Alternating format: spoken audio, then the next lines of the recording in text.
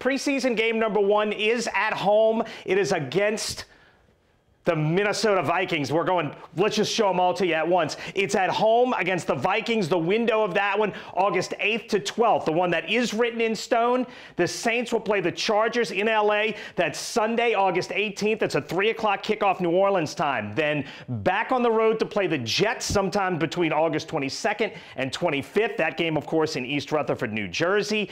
And then back home to wrap up the preseason against the Dolphins. That's August 29th or 30th in the Superdome. Now, last year, the regular season schedule was released April 19th, so we could get that as early as next week. And the Saints are definitely one of the NFL's glamour teams. I would expect several primetime and national TV games when that schedule is released.